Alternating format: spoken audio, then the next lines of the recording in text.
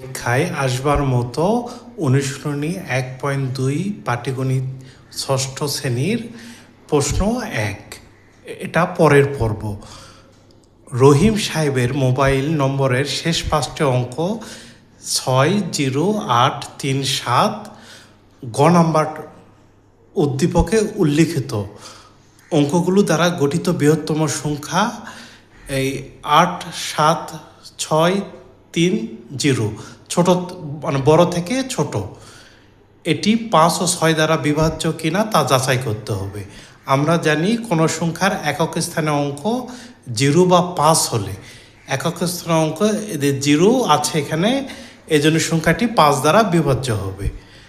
আবার এত সংখ্যাটির শেষ অঙ্ক 0, তাই এটি ৫ দ্বারা বিভাজ্য হবে। আবার আমরা জানি এটি কি ৬ দ্বারা বিভাজ্য হবে কি না। ৬ দ্বারা কোনো সংখ্যা তখনই বিভাজ্য হবে যখন সেই সংখ্যা 2 এবং 3 দ্বারা বিভাজ্য হবে। অতএব এত এর শেষ অঙ্ক 0 বা জোড় সংখ্যা আছে। যদি একক ঘরের অঙ্কগুলো জোড় বা 0 থাকে তাহলে এটি সবসময় 2 দ্বারা বিভাজ্য হবে।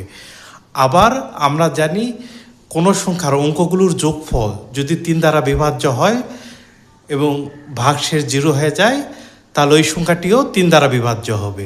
অঙ্কগুলোর যোগফল 24 হচ্ছে, তাহলে 24-এ 3 দিয়ে ভাগ করলে 8 হচ্ছে, তাহলে এটি 3 দ্বারা বিভাজ্য হচ্ছে।